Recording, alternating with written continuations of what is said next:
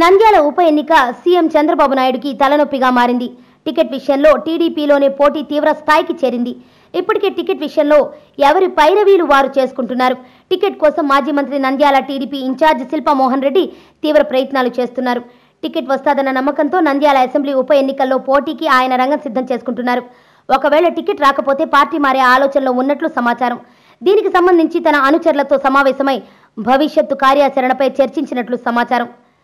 Nandyal MLA Bhuma Nagireddy ఆకస్మిక మరణం తర్వాత ఈ అసెంబ్లీ స్థానానికి ఉప ఎన్నిక అనివార్యమైంది. భూమా కూతురు ఆళ్లగడ్డ ఎమ్మెల్యే భూమా అఖిల ప్రియకు మంత్రివర్గంలో స్థానం కల్పించారు. నంద్యాల నియోజకవర్గంలో భూమాకు ఉన్న అభిమానం, ఫాలోయింగ్ సెంటిమెంట్ రెండూ కలిసి వస్తాయని టీడీపీ ధీమాతో ఉంది. అయితే చిక్కంతా టికెట్ ఎవరికి కేటాయించాలనేదే ఇప్పుడు బాబుకు తలనొప్పిగా మారింది. భూమా కుటుంబానికి చెందిన వారిని బరిలోకి దింపాలని టీడీపీ నాయకత్వం భావిస్తోంది.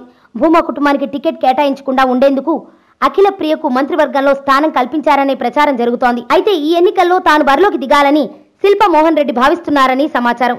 ఈ మేరకు తన అనుచరులతో శిల్పా సమావేశమయ్యారు. పార్టీ టికెట్ ఇవ్వకపోతే పార్టీని వీడే యోచనలో మోహన్ రెడ్డి ఉన్నారనే ప్రచారం సాగుతోంది. అదే సమయంలో పార్టీ టికెట్ దక్కకపోతే స్వతంత్ర అభ్యర్థిగా రంగంలోకి దిగాలని కూడా యోచిస్తున్నారు శిల్పా మోహన్ రెడ్డి. అయితే ఇటీవలనే స్థానిక సంస్థల ఎమ్మెల్సీ ఎన్నికల్లో శిల్పా సోదరుడు చక్రపాణి రెడ్డి విజయం సాధించారు. అయితే నంద్యాల ఉప ఎన్నికల్లో శిల్పా పోటీ చేయాలనే ఆలోచనను సోదరుడు చక్రపాణి రెడ్డి వ్యతిరేకించారని సమాచారం. అయితే నంద్యాల ఉప ఎన్నికల్లో టికెట్ దక్కకపోతే పార్టీ మారితే ఎలా ఉంటుంది, లేదా స్వతంత్రంగా పోటీ చేస్తే ఎలా ఉంటుందనే విషయమై శిల్పా మోహన్ రెడ్డి అనుచరులతో చర్చలు జరిపినట్లు సమాచారం. టీడీపీకి ప్రతిష్టాత్మకంగా మారిన నంద్యాల ఉప ఎన్నిక టికెట్ విషయంలో అసమ్మతిని అధిగమించి టికెట్ ఎవరికి కేటాయిస్తారో అనేది చర్చనీయాంశంగా మారింది.